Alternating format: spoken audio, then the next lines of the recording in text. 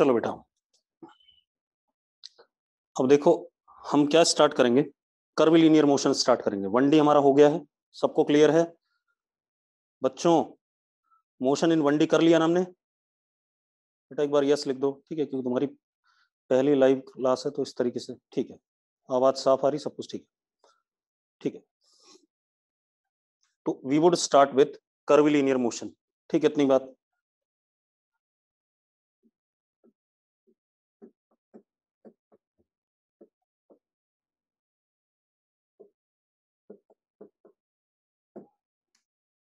कर्विलीनियर motion, ठीक है।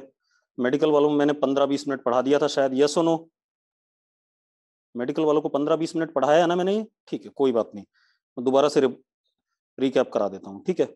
और अब सब लोग लाइव रहना, कोई भी क्लास छोड़ोगे ये मत सोचना वीडियो मिलेगा या नहीं मिलेगा, वो बेटा बात की बात है, लेकिन लाइव क्लास जरूर अटेंड करो, ठीक है। अब कर्विलीनियर मोशन में क्या होता है, particle moves on curve path. अब particle moves on curve path, मान लो इस पाथ पे चल रहा है पार्टिकल, ठीक है। अब इस पाथ पे अगर पार्टिकल चल रहा है तो हमें एक बात पता है कि velocity of particle is tangent to the path followed by particle, हाँ या ना? Velocity of particle is tangent to the path followed by particle. तो इसका मतलब अगर मैं ऐसे देखूं इस मोमेंट पे, तो पार्टिकल का वेलोसिटी वेक्टर यहां पर v1 वेक्टर है, यहां पर v2 वेक्टर है, हाँ या ना? यस और नो? मानते हो या नहीं मानते हो? अब एक बात बताओ, इससे साफ साफ क्लियर हो रहा है कि velocity vector of particle is changing, velocity vector of particle is changing, बदल रहा है कि नहीं बदल रहा है? ठीक है, वेलोसिटी वेक्टर पार्टिकल का बदल रहा है, तो एक और चीज है बेटा, वेलोसिटी वेक्टर अगर पार्टिकल का बदल रहा है तो एक चीज क्या हो रही है, direction of v vector is continuously changing, yes और नो? कर्विलीनियर मोशन के लिए direction of v vector is continuously changing, ये बात मानते हो या नहीं मानते हो सब लोग? नो वॉइस, आवाज नहीं आ रही है क्या? आवाज आ रही है मेरी कि नहीं आ रही है? चलो, तो मैं क्या कह रहा हूं कि direction of velocity vector is continuously changing, मतलब कर्व पाथ पे चलने के लिए वेलोसिटी का डायरेक्शन चेंज होना मस्ट है या नहीं है? यही बात है, ठीक है। तो direction of velocity vector is continuously changing, मतलब कर्व पाथ पे अगर पार्टिकल चल रहा है तो वेलोसिटी का डायरेक्शन कॉन्टिन्यूअसली बदलेगा। अब मजेदार बात देखो, अगर डायरेक्शन वेलोसिटी वेक्टर का कॉन्टिन्यूअसली बदलेगा तो एक चीज होने वाली है, particle must have centripetal acceleration, yes or no?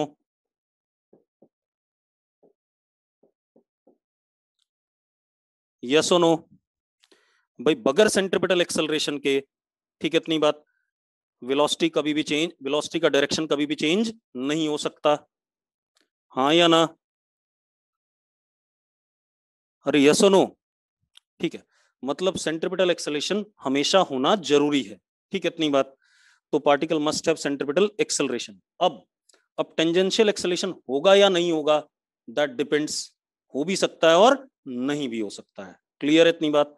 तो हम क्या कहेंगे, ए टी वेक्टर मे और मे नॉट बी प्रेजेंट,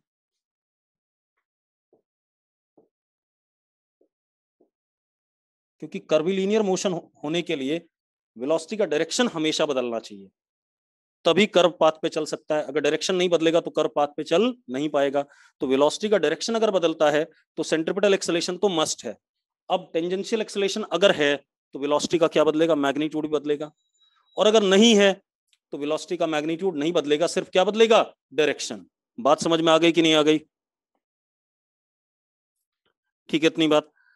तो अब एक बात ये क्लियर हो गई हमारे पास कि भाई हमारे पास एक चीज साफ साफ आ गई कि पार्टिकल अगर कर्विलीनियर मोशन कर रहा है तो सेंट्रिपिटल एक्सेलेरेशन होना मस्ट है, टेंजेंशियल हो भी सकता है और नहीं भी हो सकता है। तो इससे नोट कर लिया, इतना लिख लिया सबने? ठीक है, आगे बढ़ जाएं, जल्दी से लिख लो। ठीक है, अब देखो आगे बढ़ें।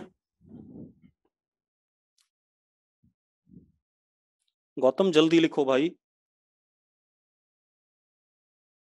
या एक काम करो, अगर लिखने में टाइम लगा रहे हो तो you will get the video, बाद में नोट्स बना लेना। ठीक है, इतनी बात, कोई इशू नहीं, पहले समझ लो आप। ठीक है, तो मैंने क्या कहा, लिख लिया सबने? चलो, अब तो सिंपल सी बात आ गई कि सेंट्रिपिटल एक्सेलेरेशन मस्ट है, टेंजेंशियल हो भी सकता है और नहीं भी हो सकता। अब आगे बात करते हैं। इसका मतलब एक चीज और क्लियर हुई कि कर्विलीनियर motion is always accelerated motion. कर्विलीनियर motion is always accelerated motion, yes और नो? भाई ये बात क्लियर हो रही कि नहीं हो रही है कि कर्विलीनियर मोशन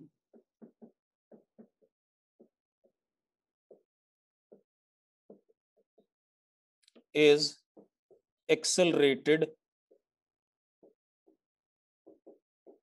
मोशन? क्यों? क्योंकि सेंट्रिपिटल एक्सेलेरेशन मस्ट है, हाँ या ना? तो एक्सेलरेशन तो होना ही चाहिए, कौन सा वाला, सेंट्रिपिटल तो कम से कम होना चाहिए। तो कर्विलीनियर मोशन कैसा हो गया, एक्सेलरेटेड मोशन। ठीक है, इतनी बात। तो कर्विलीनियर मोशन हमेशा एक्सेलरेटेड मोशन होगा। अब वेलोसिटी कीप्स ऑन चेंजिंग, बिल्कुल सही बात है, वेलोसिटी कीप्स ऑन चेंजिंग का मतलब है वेलोसिटी का direction keeps on changing, magnitude कर भी सकता है और नहीं भी कर सकता। तेजस बात क्लियर है? तेजस ये बात क्लियर हो रही है कि नहीं हो रही है? ठीक है, मतलब वेलोसिटी का मैग्नीट्यूड हमेशा क्या करेगा, सॉरी, वेलोसिटी का डायरेक्शन हमेशा क्या करेगा, चेंज करेगा, लेकिन मैग्नीट्यूड कर भी सकता है और नहीं भी कर सकता। तो अब अगर हमेशा डायरेक्शन चेंज कर रहा है तो एसी कभी भी जीरो नहीं होगा, AC is not equal to zero, but AT may और may not be zero.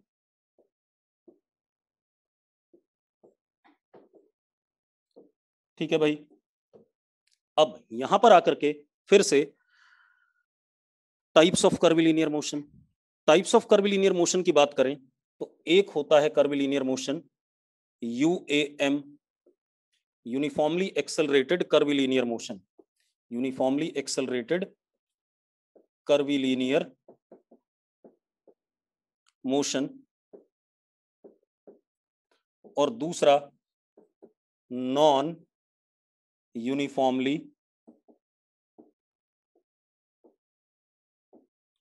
Accelerated curvilinear motion.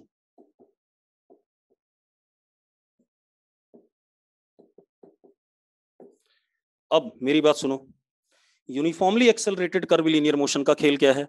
Uniformly accelerated curvilinear motion का मतलब है कि एक्सेलरेशन इसमें जो टोटल एक्सेलरेशन होगा वो हमेशा क्या रहेगा, कांस्टेंट। ए वेक्टर क्या होगा, कांस्टेंट। और इसमें एक्सेलरेशन क्या कर सकता है, वेरिंग हो सकता है। बिल्कुल उसी तरीके से जैसे हमने 1D पढ़ा था कि नॉन यूनिफॉर्म मोशन के दो पार्ट्स, ठीक है, एक यूएम और एक एनयूएम। बात समझ में आई कि नहीं आई बेटा? क्लियर है? मतलब acceleration can be constant as well as acceleration can be variable. Clear है? अब हम सबसे पहले इस वाले को लेंगे, यूनिफॉर्मली एक्सेलरेटेड कर्विलीनियर मोशन को, उसके बाद हम किसको लेंगे, non uniformly accelerated curvilinear motion को। क्लियर है? ठीक है, नोट कर लिया? ठीक है, अब देखो भाई, अब ध्यान दो, कर लिया इतना नोट सबने? चलो, अब यूएएम, यूएएम का मतलब क्या हो गया, यूनिफॉर्मली एक्सेलरेटेड कर्विलीनियर मोशन। इसके एक दो एग्जांपल देखते हैं। ठीक है, इतनी बात। सबसे पहले देखो, uniformly accelerated curvilinear motion.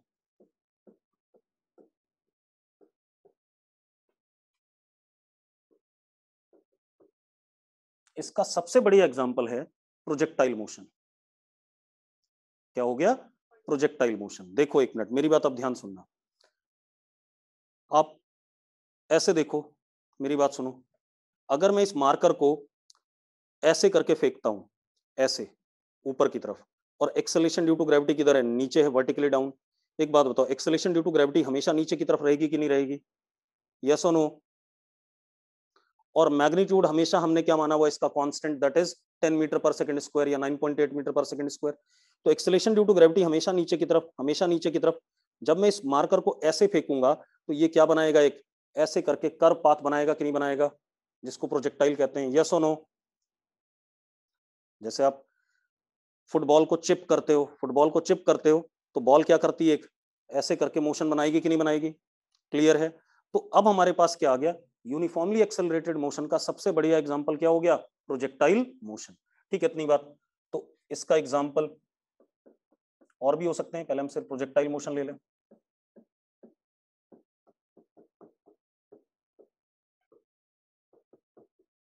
Projectile motion, ठीक है, इतनी बात।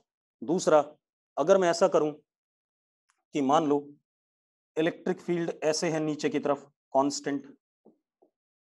अब ये आपको 12th में पता चलेगा इलेक्ट्रिक फील्ड क्या होता है। ठीक है, आपने एक पॉजिटिव चार्ज को ऐसे करके कुछ वेलोसिटी दे दी u,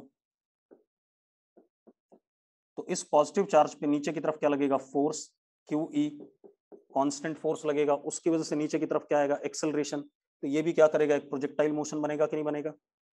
अरे यस और नो? ठीक है, इतनी बात। तो प्रोजेक्टाइल मोशन एक सबसे बढ़िया एग्जांपल है किसका? यूनिफॉर्मली एक्सेलरेटेड कर्विलिनियर मोशन का। तो सबसे पहले हम क्या पढ़ेंगे? प्रोजेक्टाइल मोशन को ही पढ़ेंगे ढंग से। क्लियर है? अरे क्लियर है भाई? ठीक है, अब जरा देखते हैं। अब जरा देखो एक मिनट,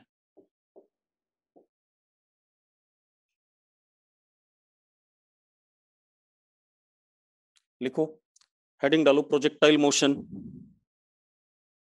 प्रोजेक्टाइल मोशन, ठीक है, इतनी बात। अब मेरी बात ध्यान समझो।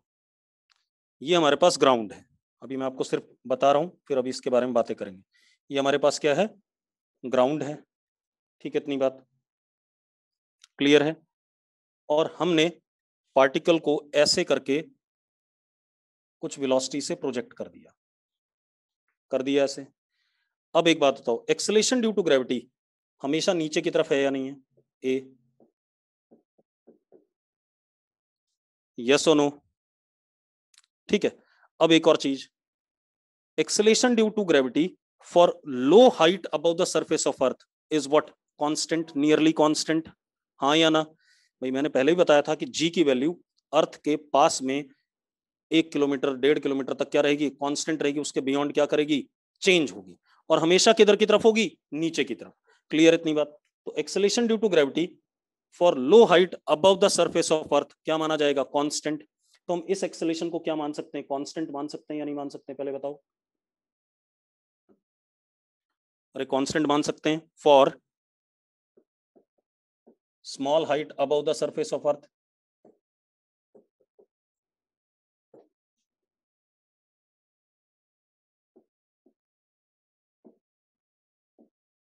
यस और नो? मान सकते हैं या नहीं? ठीक है, तो for small height above the surface of earth acceleration due to gravity is what? Constant. ठीक है, इतनी बात।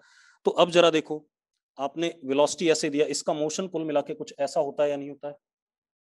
तो ये क्या कहलाएगा? एक प्रोजेक्टाइल मोशन कहलाएगा कि नहीं कहलाएगा? अरे ठीक है भाई, कोई डाउट है इसमें? अब जरा बताओ, एक्सेलेरेशन कांस्टेंट है तो कौन सा हो गया motion? Uniformly accelerated curvilinear motion. कौन सा मोशन हो गया? Uniformly accelerated curvilinear motion. ये आ गया कि नहीं आ गया अगेन? ठीक है, अब हमारे पास यूनिफॉर्मली एक्सेलरेटेड कर्विलिनियर मोशन को करने के दो मेथड हैं। कितने मेथड हैं? दो मेथड। ठीक है, इतनी बात। एक है प्योर वेक्टर अप्रोच और एक है कंपोनेंट अप्रोच। ठीक है, इतनी बात। तो अब लिखो जरा, लिखो, यूनिफॉर्मली एक्सेलरेटेड कर्विलिनियर मोशन, यूएसीएम, हम इसको पढ़ेंगे।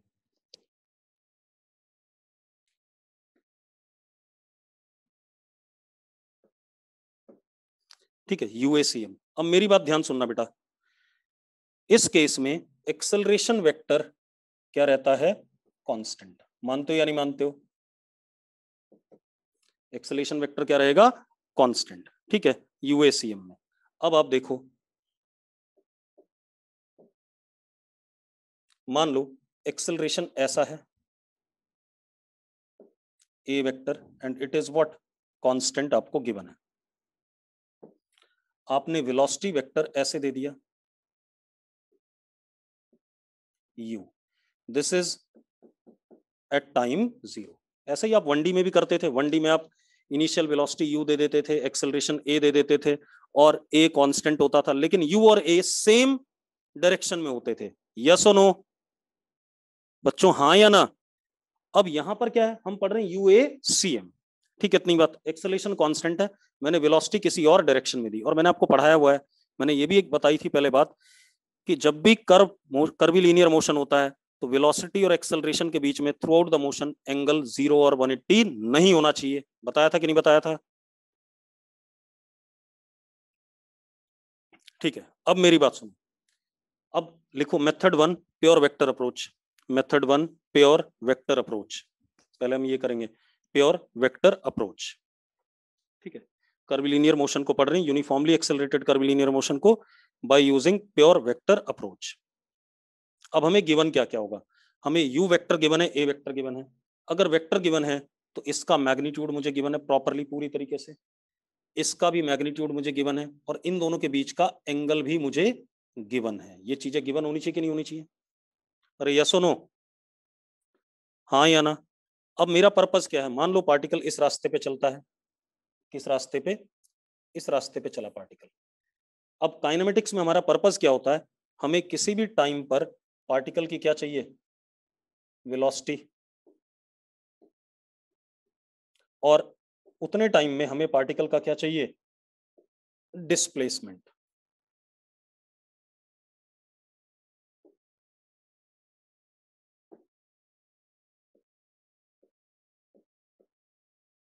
In time T. ये दो चीजें चाहिए कि नहीं चाहिए? यही काम करते हैं कि नहीं करते काइनेमेटिक्स में? हमें क्या निकालना है? एक तो डिस्प्लेसमेंट निकालना है पार्टिकल का, और एक क्या निकालनी है? पार्टिकल की वेलोसिटी। यस और नो? यस और नो बेटा? In what time? टी। यही काम है हमारा। अब आप एक काम करो, टाइम 0 पे एक्सेलरेशन कितना है? A vector. टाइम 1 सेकंड पे कितना है? A vector. टाइम 2 सेकंड पे कितना है? A vector. टाइम 3 सेकंड पे ए वेक्टर। मतलब एक्सेलरेशन हमेशा क्या है? फिक्स है। मतलब एक्सेलरेशन किसी भी समय पे पूछूं मैं आपसे तो आप क्या बोलोगे? ए है कि नहीं है? तो acceleration is fixed, that is, ये ए वेक्टर हमारा क्या है? इंस्टेंटेनियस एक्सेलरेशन है या नहीं? क्या कहलाया जा सकता है? इंस्टेंटेनियस एक्सेलरेशन कह सकते हैं या नहीं कह सकते बेटा? जल्दी बताओ। कह सकते हैं। और इसको हम लिख सकते हैं डीवी अपॉन डी टी। लिख सकते हैं या नहीं? जल्दी बताओ भाई। डीवी अपॉन डी टी लिख सकते हैं या नहीं? यस और नो?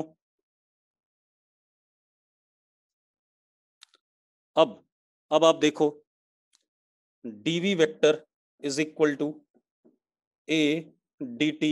ऐसा लिख सकते हो या नहीं लिख सकते हो? लिख सकते हो। ठीक है। अब आपको velocity at any time T चाहिए, तो आप क्या कर दो? इसे इंटीग्रेट कर दो। एक्सेलरेशन कांस्टेंट है तो इंटीग्रेशन के क्या आ जाएगा? बाहर आ जाएगा। आ जाएगा कि नहीं आ जाएगा? तो टाइम 0 पे velocity vector is what? U vector. Time t पे हमें चाहिए था, दैट इज वी वेक्टर। तो it comes out to be v vector minus u vector is equal to what? A into t. यानी कि v vector is equal to u vector plus a vector into t. ये आया कि नहीं आया? आ गया कि नहीं आ गया? फर्स्ट इक्वेशन ऑफ मोशन आ गई कि नहीं आ गई इसकी? अब अब आपको लग रहा होगा कि सर ने तो वेक्टर के फॉर्म में लिख दिया।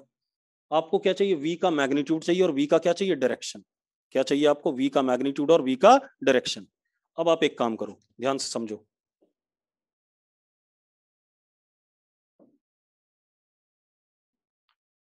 आप अगर इसको देखो तो ये प्योरली दो वेक्टर्स का सम है।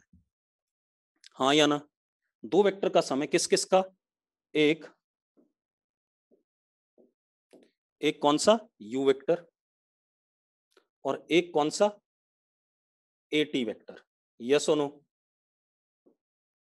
अरे भाई ये यू वेक्टर और ये कौन सा? टी टाइम्स ए वेक्टर, ऐसा है कि नहीं? यस और नो? यस और नो, जल्दी बताओ मुझे। अब एक बात बताओ, मैं अलग से दिखा रहा हूं इसे, ठीक है? इतनी बात।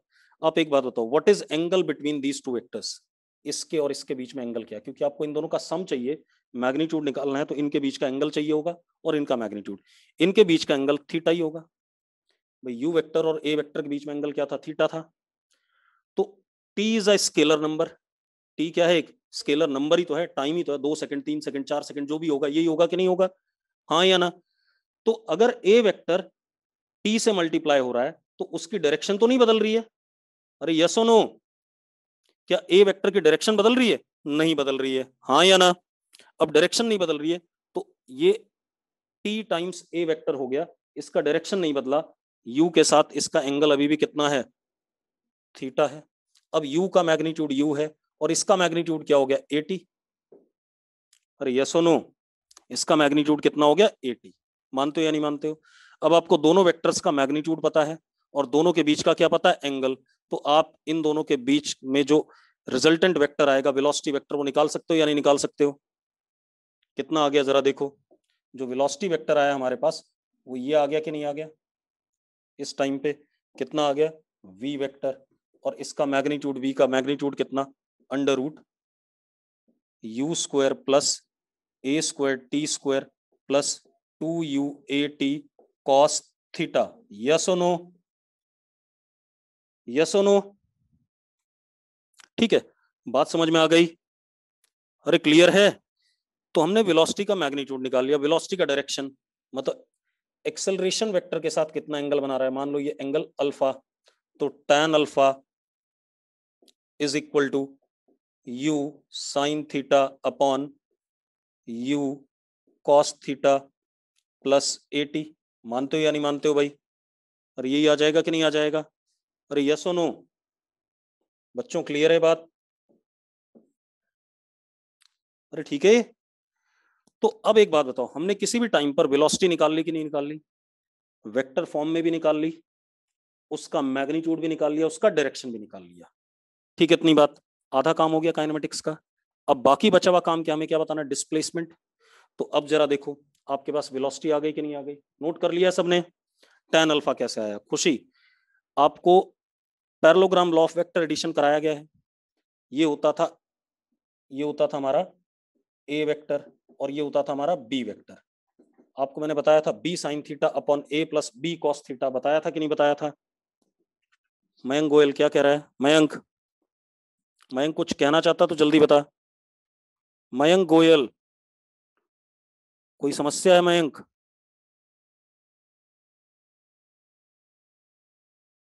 ठीक है, तो अब बात समझ में आ गई कैसे आया ये? खुशी क्लियर है? चलो, अब मेरी बात सुनो, इतनी बात हो गई। तो अब देखो एक मिनट, हमने आधा काम कर लिया, हमें वेलोसिटी का मैग्नीट्यूड पता है, वेलोसिटी का डायरेक्शन भी पता है और वेलोसिटी वेक्टर फॉर्म में भी पता है। मिटा दूं ये सब? मिटा दूं बेटा? ठीक है, अब मिटा देते हैं। मिटा दें भाई? जल्दी लिखो फिर, जिसको लिखना है जल्दी से, जल्दी से नोट करो।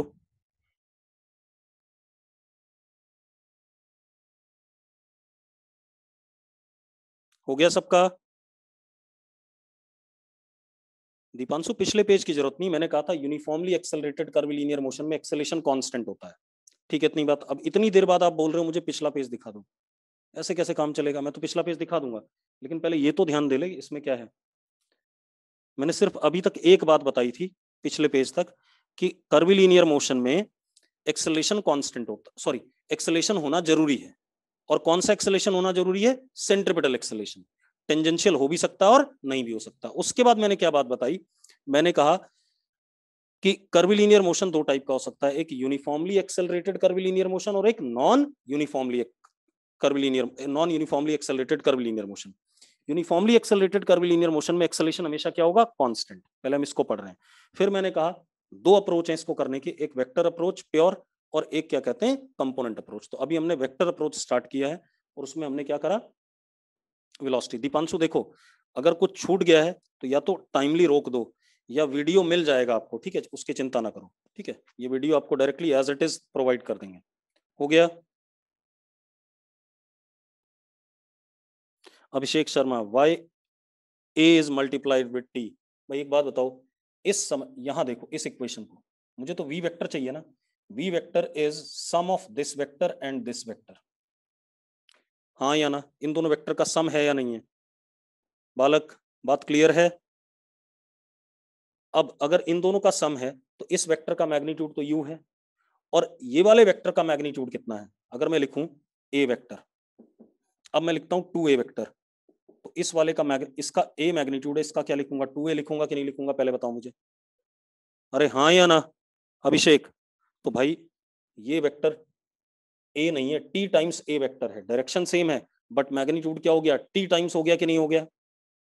अरे क्लियर है, सबको क्लियर है अब ये बात, ठीक। चलो अब जरा देखते हैं। तो हमने वेलोसिटी के बारे में सारी बात कर ली, मैं इधर साइड में लिख लेता हूँ वेलोसिटी के बारे में। हमारे पास v वेक्टर आया, u vector plus a vector into t, magnitude कितना आया, under root u square plus a square t square plus 2u/a/t cos theta, और जो डायरेक्शन आया tan अल्फा, किसके साथ डायरेक्शन आया वेलोसिटी वेक्टर का, किसके साथ, एक्सेलरेशन के साथ, कितना आया, u sin theta upon a t plus u cos theta, ये हमने निकाल लिया था। अब मेरा पर्पज है डिस्प्लेसमेंट निकालना, क्या निकालना, डिस्प्लेसमेंट। क्लियर बेटा बच्चों, ये बात हमें क्लियर है इतनी जो हमने अभी लिखी है। अब हम आते हैं डिस्प्लेसमेंट में। अब आप एक बात बताओ, ये जो एक्सप्रेशन है इसमें t की वैल्यू डालेंगे तो हमें v वेक्टर मिलेगा कि नहीं मिलेगा, अरे हम t की वैल्यू डालते जाए हमें v वेक्टर मिलेगा कि नहीं मिलेगा। टाइम 0 पे v vector is what, u vector, time 1 second पे कितना, u vector plus a vector, time 2 second पे कितना, u vector plus 2a vector. यही हो रहा है कि नहीं हो रहा है बच्चों, क्लियर है। इसका मतलब this velocity is what, instantaneous velocity, किसी भी समय की वेलोसिटी है, और इसको हम क्या लिख सकते हैं, ds upon dt, this is equal to u vector plus a vector into t। Yes और नो, यस और नो। अब हम फिर से इंटीग्रेट कर दें, ठीक है, फिर से इंटीग्रेट करते हैं, तो ds is equal to u dt plus a t dt, again integration, u हमें पता है बाहर आ जाएगा इंटीग्रेशन से, a हमारा कांस्टेंट इंटीग्रेशन से बाहर, टाइम 0 पे डिस्प्लेसमेंट वाज सपोज व्हाट 0 से स्टार्ट किया, टाइम t पे कितना s वेक्टर, हाँ या ना। आप एक बात देखो, 1D तो चल रहा है, हाँ या ना, क्या चल रहा है, 1D वाली इक्वेशन ही चल रही है सारी की सारी, और वो वेक्टर इक्वेशन ही थी, उसमें हमने क्या करा था, सिर्फ वेक्टर को क्या कर दिया था, गायब। हमने कहा एक डायरेक्शन में प्लस ले लो और एक डायरेक्शन में क्या ले लो, माइनस ले लो, ऐसा बोला था। अब जरा देखो यहां से क्या आ गया, s vector is equal to u vector into t plus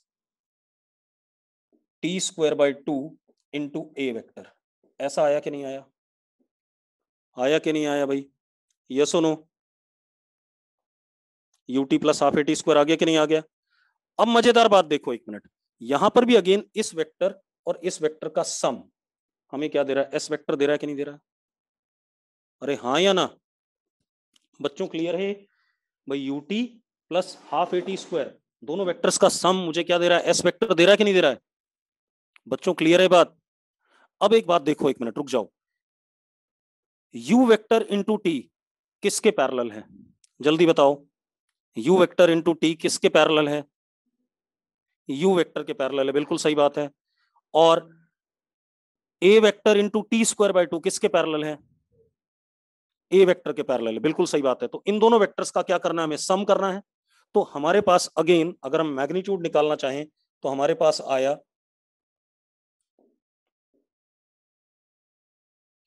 ये आया हमारे पास a vector into t square by 2 और ये आया हमारे पास u वेक्टर इंटू टी। अब अगर मैं इसका मैग्नीट्यूड और इनके बीच में एंगल u और भाई ये किसके पैरेलल, u के पैरेलल, और ये किसके पैरेलल है, a के पैरेलल, तो इनके बीच में एंगल कितना हो गया जरा बताना। अरे एंगल कितना हो गया इनके बीच में, थीटा। बिल्कुल सही बात है, कितना एंगल हो गया, थीटा। ये एंगल कितना हो गया, थीटा हो गया कि नहीं हो गया। अरे यस और नो बच्चों, बच्चों क्लियर है बात। ठीक है भाई, यू वेक्टर और ये यू के पैरेलल है, ये ए के पैरेलल है, तो दोनों के बीच में एंगल शुरू में कितना था, थीटा था, तो अभी भी कितना है, थीटा ही रहा। अब आप एक चीज देखो भाई, इसका मैग्नीट्यूड कितना यू टी और इसका मैग्नीट्यूड कितना ए टी स्क्वायर बाय 2। अब मुझे दोनों वेक्टर पता है, दोनों का मैग्नीट्यूड पता और दोनों के बीच का क्या पता, एंगल। इन दोनों का रिजल्टेंट किसके बराबर आ रहा है, एस के बराबर आ रहा है कि नहीं आ रहा है। अरे यस और नो, इन दोनों का रिजल्टेंट एस वेक्टर के बराबर आ रहा है, तो इन दोनों का वेक्टर सम करेंगे तो हमें क्या मिल जाएगा, एस मिल जाएगा कि नहीं मिल जाएगा। ये हमें क्या मिल गया, एस वेक्टर मिल जाएगा कि नहीं मिल जाएगा। और ये एंगल कितना, सपोज बीटा। चलो निकाल लेते हैं अभी से भी। तो एस वेक्टर क्या हो जाएगा, अंडर रूट दिस का स्क्वायर प्लस दिस का square plus twice this into cos theta, हो जाएगा कि नहीं हो जाएगा। अरे हो जाएगा, लिखने की जरूरत नहीं, काफी बड़ा सा रिजल्ट है, लिख देता हूं, चलो लिख ही देता हूं। क्या हो जाएगा, एस वेक्टर का मैग्नीट्यूड हो जाएगा under root a square plus b square plus 2ab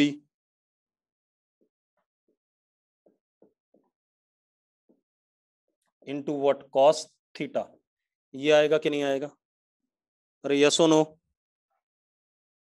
अरे यही आएगा, ये मैग्नीट्यूड आ गया कि नहीं आ गया सबको। ठीक है, दूसरी चीज इसका डायरेक्शन, तो tan beta is what, b sine theta, यानी कि ut sine theta upon a plus b cos theta, तो a कितना, a t square by 2 plus u cos theta. हाँ या ना बेटा, 2 इसलिए काटा 2ab, यहां पर भी नीचे भी 2 था बेटा, जरा देखना, इसका 2 था इसलिए कट गया। बात समझ में आ गई। अरे बात समझ में आ गई, 2 क्यों कटा, क्लियर है। चलो अब देखो, इतना बढ़िया हो गया, मतलब हमें यूनिफॉर्मली एक्सेलरेटेड कर्विलिनियर मोशन पढ़ने के लिए ये भी एक बढ़िया तरीका था। ठीक है, इतनी बात। और ये सही में बढ़िया तरीका है, जब आप क्वेश्चन करोगे ना तो इससे क्वेश्चन सिंगल लाइन में हो रहे होंगे, और जो आप कंपोनेंट अप्रोच लगाते हो उससे क्वेश्चन में टाइम लगेगा। ठीक है, इतनी बात तो अभी पता चल जाएगा आपको, चिंता ना करो। हटा दें इसे, चलो अब मिटा दें सब, नोट कर लिया सबने।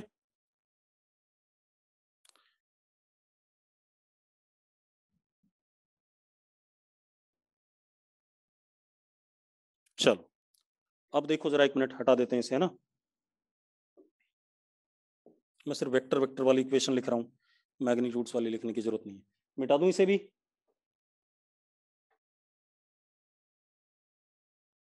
तो मेरे पास डिस्प्लेसमेंट वेक्टर क्या आया, s vector is equal to u t plus half a vector into t square. दो इक्वेशन आ गई मोशन की, आ गई।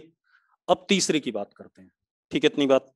अब आप एक मिनट सुनो, आपके पास a is equal to d v upon d t है या नहीं, गिवन है कि नहीं है, ये तो पता ही हमें। आप एक काम करो,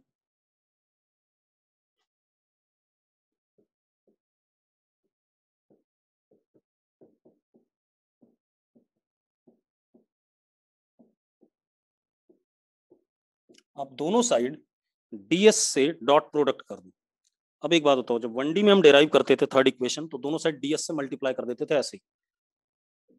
यहां पर खेल क्या है, आप अगर ध्यान से देखो तो a और s वेक्टर के बीच में एंगल है या नहीं है।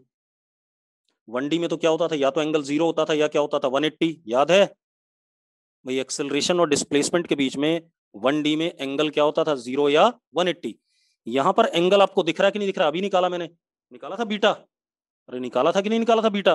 तो एंगल है ए और ds के बीच में, तो दोनों साइड मैंने क्या करा, डॉट प्रोडक्ट करा। क्लियर है इतनी बात। अब राइट साइड में ये जो ds अपॉन dt है, ये drama, this becomes what v। बनता है कि नहीं बनता है? अरे हाँ या ना? तो क्या हो गया, राइट साइड में हो गया v dot dv is equal to a dot ds। लिख सकता हूं या नहीं? अरे लिख सकता हूं या नहीं? हाँ या ना? पक्का ठीक है?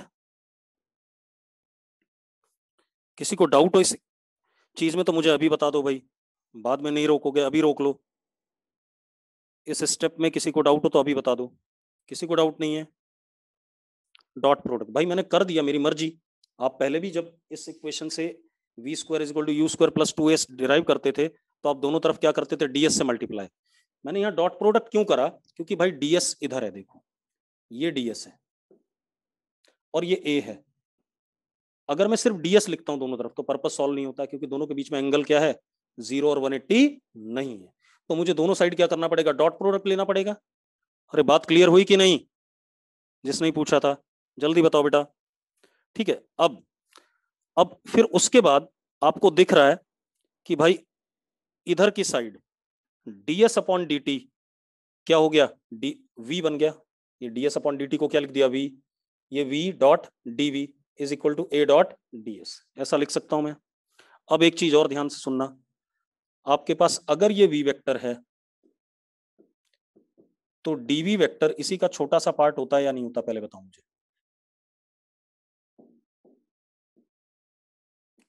भाई dv इसी का छोटा सा पार्ट होगा या नहीं होगा, पहले बताओ मुझे।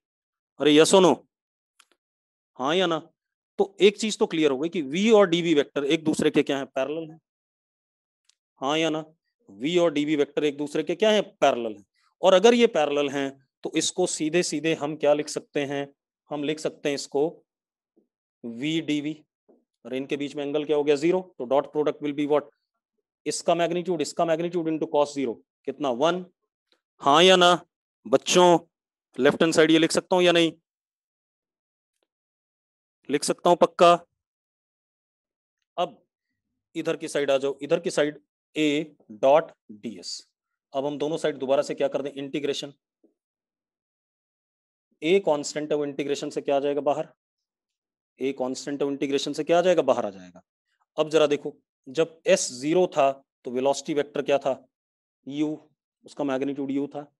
जब s वेक्टर हुआ तो मैग्नीट्यूड कितना हो गया, v, क्योंकि इस साइड तो लेफ्ट साइड में स्केलर ही है, राइट साइड भी स्केलर है, डॉट प्रोडक्ट है तो स्केलर ही। तो अब यहां पर क्या आ गया, v square by 2, limit u से v is equal to a dot ds vector का इंटीग्रेशन क्या आएगा, s आएगा। और upper limit s vector, lower limit कितनी, 0। और यही आएगा कि नहीं आएगा, चेक कर लो भाई। किसी को डाउट हो तो अभी बता दो, अगर ये क्लियर है तो यस लिख दो फटाफट। क्लियर है, मस्किन को क्लियर है, हिमांग को क्लियर है, सारांश को क्लियर है, जल्दी सबको क्लियर है, ठीक है। अब आप देखो लेफ्ट साइड में v square by 2 minus u square by 2, तो इसको हम ऐसे लिख सकते हैं, v square is equal to u square plus 2a dot s। ऐसा लिख सकता हूं या नहीं, लिख सकता हूं या नहीं लिख सकता हूं भाई? अरे लिमिट डाल के ऐसा लिख, हाउ कोलिना मर गई। देखो लेफ्ट साइड हो गया v square by 2 minus u square by 2 is equal to a dot s। 2 उधर भेज दिया, फिर यू स्क्वायर को उधर पटक दिया। कोलिना क्लियर है अब? कोलिना ठीक है, चलो। तो ये तीसरी इक्वेशन आ गई।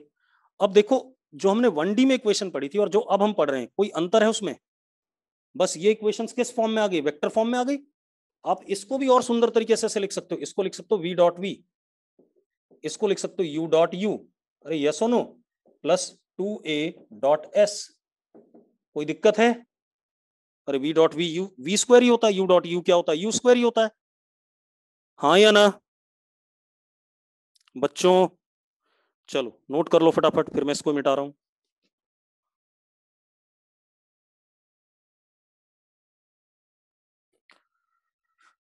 नोट कर लिया?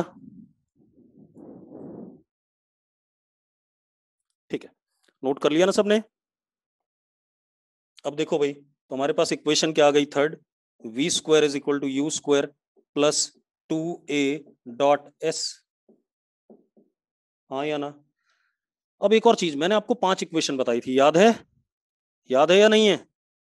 मैंने यूएएम में 5 इक्वेशन बताई थी, तो वो भी ऐसे ही वैलिड हो जाएंगी कि नहीं हो जाएंगी? तो उनको मैं डायरेक्टली लिख दूं, दोनों को लिख देता हूं। तो क्या हो गया, S इज इक्वल टू, एक इक्वेशन ये भी बताई थी मैंने, VT minus half AT square.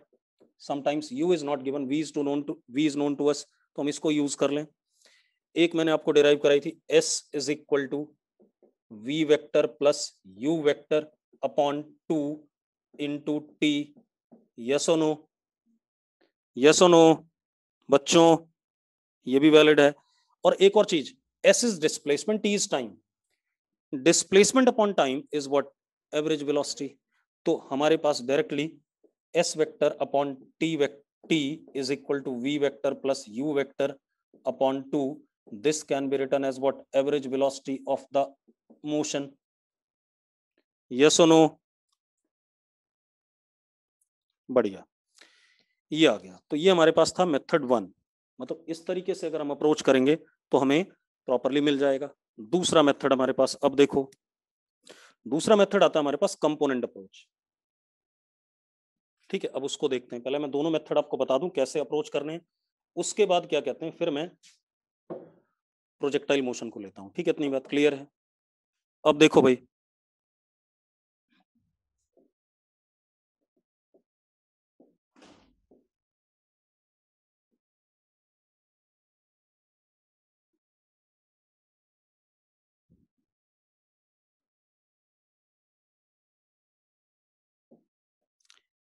देखो भाई, सबसे पहले तो कर्विलीनियर मोशन या तो 2D होगा या 3D होगा, 1D तो हो नहीं सकता। ये बात क्लियर है कि नहीं बच्चों? ये बात क्लियर है या नहीं कि कर्विलीनियर मोशन या तो 2D होगा या 3D होगा, 1D नहीं हो सकता? हाँ या ना? ठीक है, अब मान लेते हैं हमारे पास, हमने स्पेस को अपने 3 कोऑर्डिनेट एक्सेस में डिवाइड कर दिया। 3 कोऑर्डिनेट एक्सेस,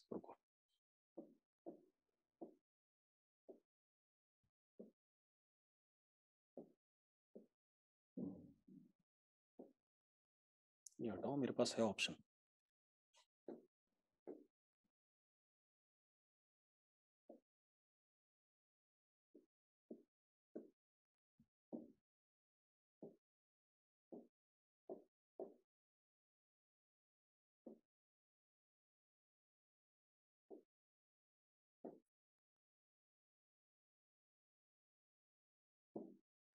ठीक है, मैं 3 कोऑर्डिनेट एक्सेस में अपने स्पेस को डिवाइड कर रहा हूं। ठीक है, इतनी बात। जैसे देखो, एक मिनट,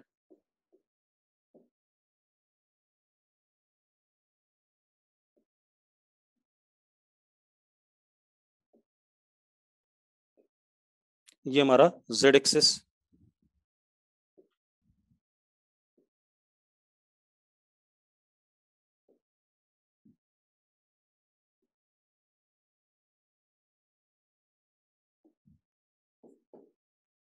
और मैंने आपको बताया हुआ है कि जब हम कोऑर्डिनेट एक्सेस डिवाइड करते हैं तो i cap cross j cap must be k cap, j cross k cap must be what? I cap. ये पता है कि नहीं पता है? अरे यस और नो? ठीक है, अब हम अगेन क्या पढ़ रहे हैं?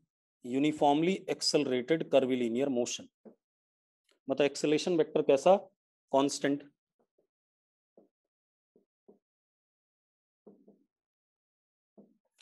तो मान लेते हैं हमारे पास एक्सेलरेशन वेक्टर ये है,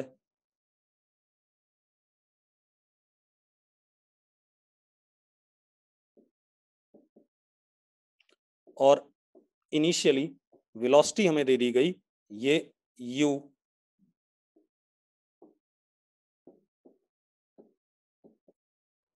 ठीक है, क्लियर है? अब आप एक बात बताओ, इस एक्सेलरेशन के 3 कंपोनेंट हो सकते हैं, हाँ या ना बच्चों? हो सकते हैं, ax ay और az हो सकते हैं या नहीं? अब एक मजेदार बात और, इसके जो तीनों कंपोनेंट होंगे वो भी कांस्टेंट होंगे या नहीं होंगे? भाई मैंने आपको पढ़ाया, जब वेक्टर पढ़ाया था मैंने कहा था कांस्टेंट वेक्टर के कंपोनेंट्स भी क्या होते हैं? कांस्टेंट होते हैं। यस और नो? अरे यस और नो? याद है, टेस्ट में भी सवाल आया हुआ है। ये कांस्टेंट वेक्टर के कंपोनेंट्स क्या होते हैं, कांस्टेंट होते हैं। तो अब एक्सेलेरेशन के 3 कंपोनेंट ले लिए हमने।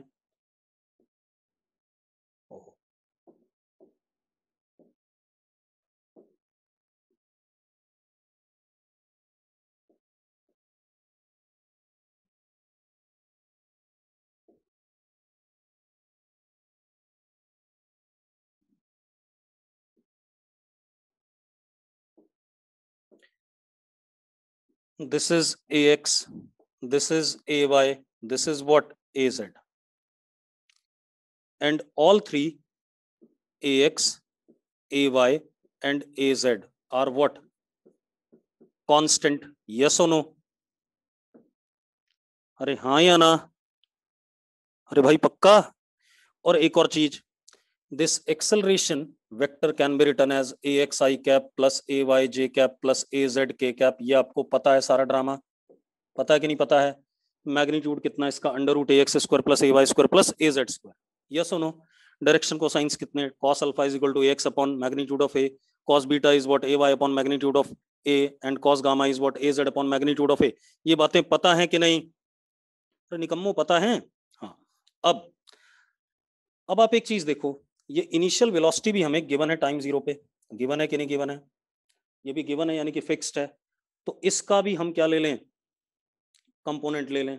तो इसके जब हम कंपोनेंट लेते हैं तो देखो जरा वो क्या आते हैं हमारे पास।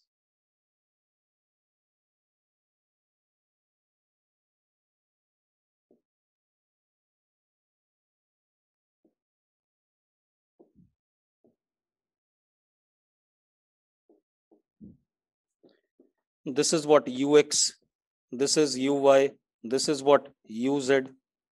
मानते हो या नहीं मानते हो? हाँ या ना बच्चों, ठीक है। और ये तीनों भी कांस्टेंट होंगे, गिवन होंगे, क्योंकि u गिवन था हमें प्रॉपरली।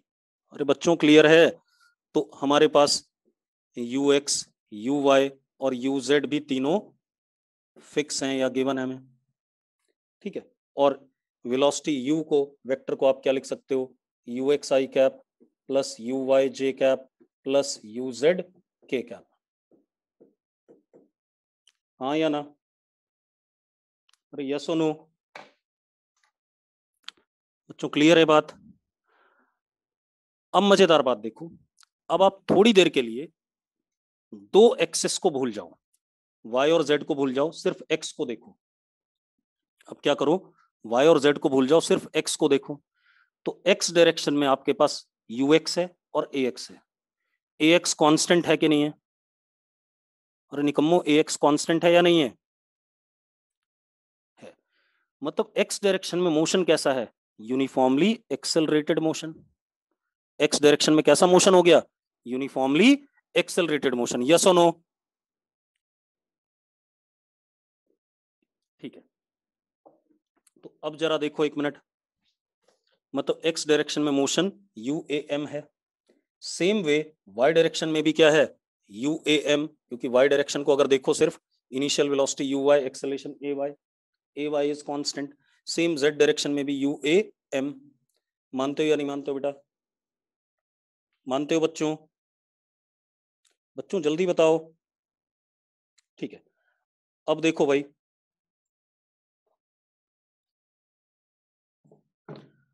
अब क्या इशू है हमारे पास, ध्यान से समझना।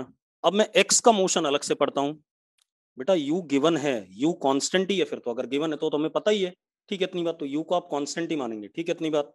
अब देखो, अब हम x के मोशन को अलग से पढ़ते हैं, y के मोशन को अलग से पढ़ते हैं और z के मोशन को अलग से पढ़ते हैं, क्योंकि हम 1D पढ़ रहे हैं। अब x वाला 1D अलग से पढ़ लेते हैं, y वाला अलग से पढ़ लेते हैं, z वाला अलग से पढ़ लेते हैं। तो किसी भी टाइम पर अगर मैं at time t x component of velocity जानना चाहूं तो that would be ux plus axt। हाँ या ना? अरे मानते हो या नहीं मानते हो बच्चों, यस और no? Velocity of y component uy plus ayt, z component की velocity uz plus az into t, yes और नो? 1D जैसा हो गया कि नहीं हो गया? अब एक बात बताओ, इस टाइम पर x कंपोनेंट ऑफ वेलोसिटी पता है आपको, y कंपोनेंट पता है, z कंपोनेंट पता है, अगर आपको वेलोसिटी के तीनों कंपोनेंट पता हैं तो आपको वेलोसिटी वेक्टर भी पता है इस मोमेंट पे, यस और नो? भाई क्लियर है बच्चों, क्लियर है ये बात? आप एक बात तो, आपको टाइम टी पे वेलोसिटी पता चल गई कि नहीं पता चल गई? X component, y component, z component. तो आप क्या लिख सकते हो?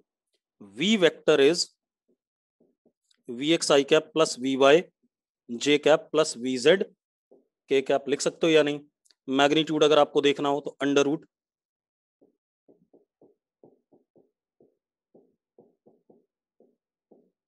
लिख सकते हैं कि नहीं लिख सकते हैं? यस और नो?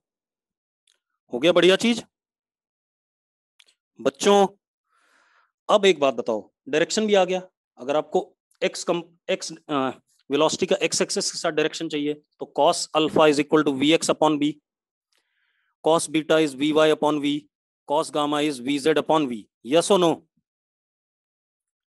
तो आपको ये जो वेलोसिटी है किसी भी समय पर हर तरीके से पता है कि नहीं पता है?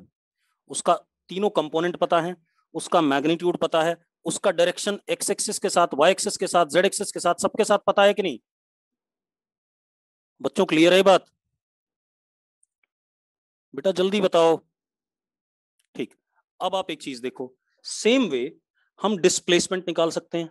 तो एक्स कोऑर्डिनेट किसी भी टाइम पे एक्स का displacement u x t plus half a x into t square, y u y t plus half a y into t square, z u z t plus half a z into t square, yes और no?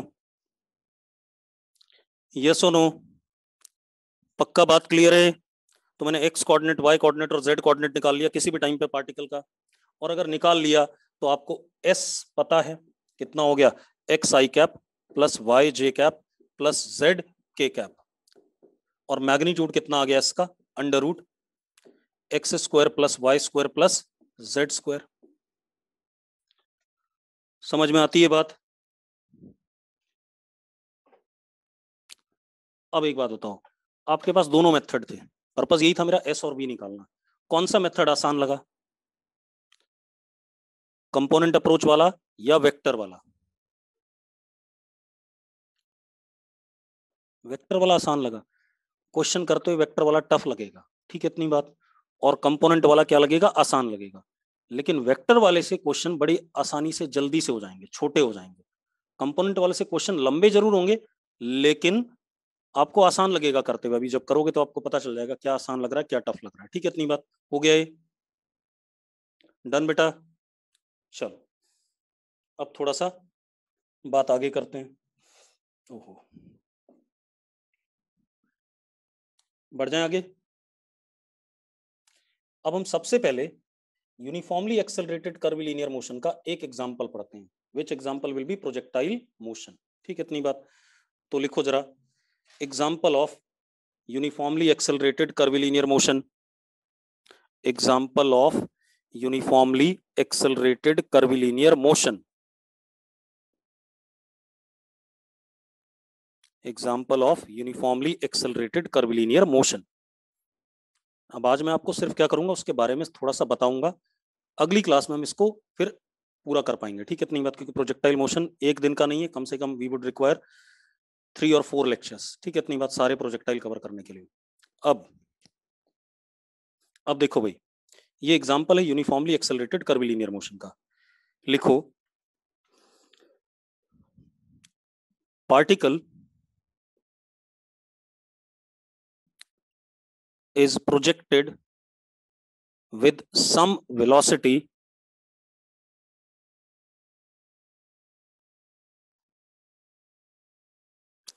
particle is projected with some velocity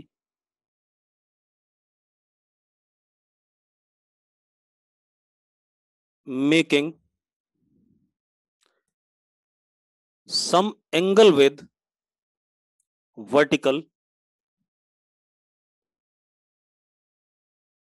making some angle with vertical, and angle must not be 0 or 180 degree.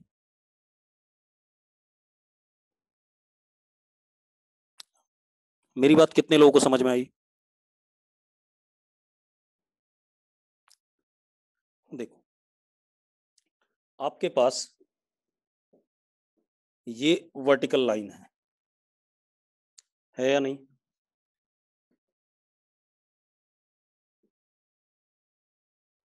ये vertical हो गया हमारा।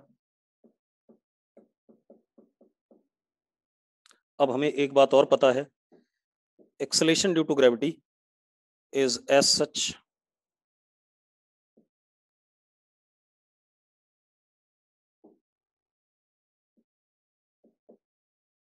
हाँ या ना, नीचे की तरफ।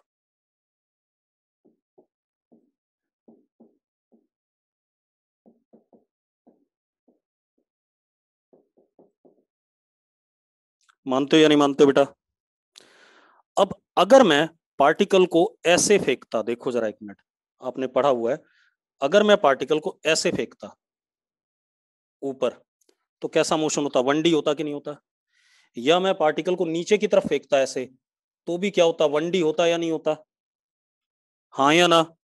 पढ़ा हुआ है हमने कि अगर यू वेक्टर और ए वेक्टर के बीच में एंगल क्या हो गया, 0 या 180 हो गया, तो मोशन क्या होगा? 1D होगा। ये हमने पढ़ा हुआ है।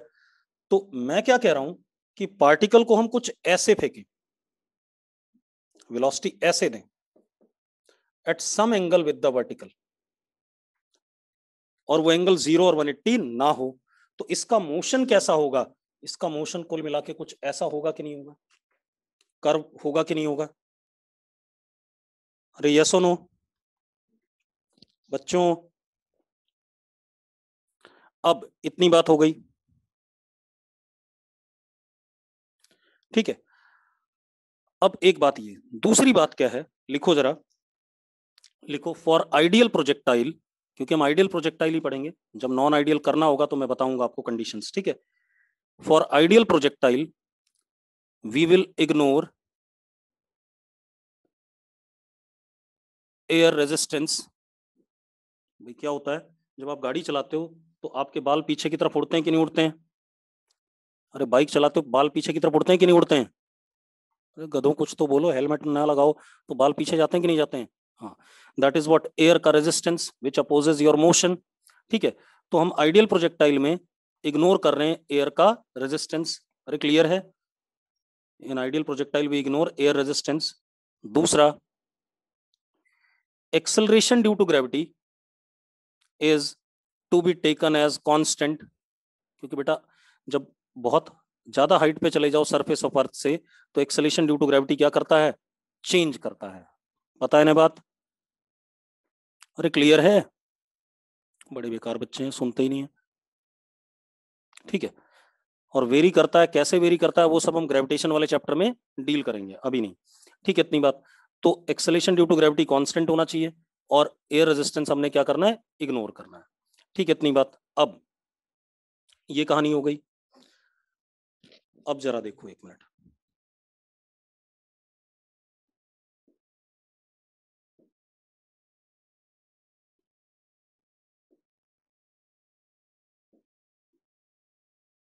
हम सबसे पहले सिंपल सा प्रोजेक्टाइल स्टार्ट कर रहे हैं, जो सबसे पहले हमें पढ़ना है।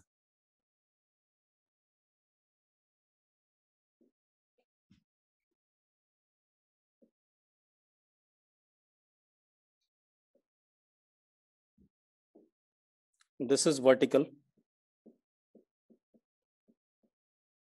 एंड दिस इज हॉरिजॉन्टल या ग्राउंड। क्या है ये? ग्राउंड है, ठीक है। इतनी बात, मतलब वर्टिकल क्या हो गया? ग्राउंड के परपेंडिकुलर, और ये क्या हो गया? Horizontal, that is ground. इसको हमने एक्स एक्सिस मान लिया, इसको हमने वाई एक्सिस मान लिया। चलो अभी एक्सेस मत मानो, क्योंकि मैं पहले कंपोनेंट अप्रोच नहीं बताऊंगा आपको, ठीक है। ये हॉरिजॉन्टल और ये क्या? वर्टिकल। अब टाइम 0 पे पार्टिकल यहां पर है। अच्छा एक चीज और, एक्सेलेरेशन ड्यू टू ग्रेविटी किधर की तरफ? नीचे की तरफ होगी हमेशा। अरे ग्राउंड की तरफ ही होगा ना।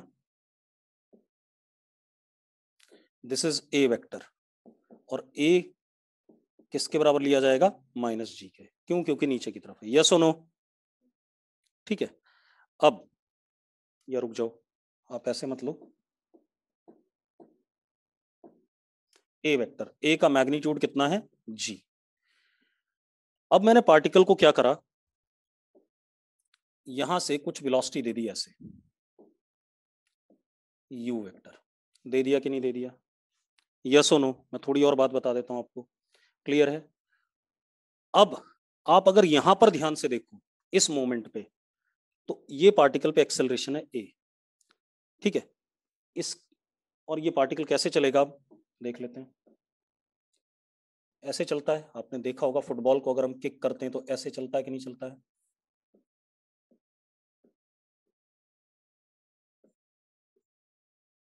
यस और नो, मानते हो या नहीं बच्चों,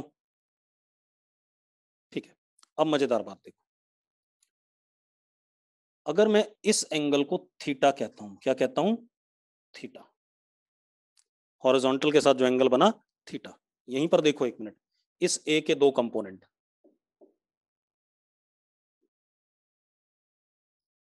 एक ऐसे वेलोसिटी के अपोजिट और एक वेलोसिटी के परपेंडिकुलर। देखो मैं कुछ बता रहा था वो ये रहा, ये 90 डिग्री है, ये थीटा है, तो ये 90 माइनस थीटा, तो ये कितना, ये एंगल कितना, थीटा। मानते हो या नहीं मानते हो, मानते हो भाई। ये वाला ब्लू वाला परपेंडिकुलर टू वेलोसिटी है, ठीक है, इतनी बात। तो अब जरा देखो, इधर जो आया वो आया जी कॉस थीटा, भाई इसका मैग्नीट्यूड जी था, इधर की तरफ कंपोनेंट क्या आएगा, जी कॉस थीटा, और इधर की तरफ क्या आया, जी साइन थीटा। बेटा ये हो गया हमारा सेंट्रिपिटल एक्सेलरेशन, और ये हो गया कौन सा, टेंजेंशियल एक्सेलरेशन। पढ़ा है कि नहीं पढ़ा हमने ऐसा।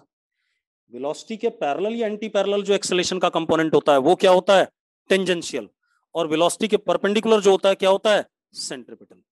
इसकी वजह से direction of velocity is what, changing, और इसकी वजह से क्या चेंज करेगा, इसका मैग्नीट्यूड। अरे यस और नो बच्चों, भाई ये जो जी का इधर की तरफ कंपोनेंट आया वो वेलोसिटी के परपेंडिकुलर आया, वो क्या करना चाहता है, वो करना चाहता है वेलोसिटी के डायरेक्शन को चेंज, और ये क्या करना चाहता है, वेलोसिटी के मैग्नीट्यूड को चेंज। और जरा देखो वेलोसिटी के एंटी पैरेलल है, मतलब वेलोसिटी का मैग्नीट्यूड क्या करेगा, घटेगा। अरे यस और नो, बात समझ में आ गई, ठीक है। चलो हम कल डील करेंगे इसे, ठीक है, खत्म नहीं होगा, ठीक है, कल बात करते हैं अगली क्लास में, ठीक। चलो आज इतना ही पढ़ेंगे, कल देखते हैं, ठीक है। बंद कर दूं लेक्चर। और अब सुनो भाई, एक चीज बताना भूल गया मैं, 5 days a class, 5 days a week class होगी, ठीक है, इतनी बात। और एक दिन लाइव डाउट सेशन रखेंगे, ठीक है, इतनी बात, या 2 दिन रख लेंगे live doubt session, classes 4 days a week कर लेंगे, ठीक है। मतलब बुकलेट डिस्कस करने के 2 दिन होंगे और 4 दिन पढ़ने के होंगे, ठीक है।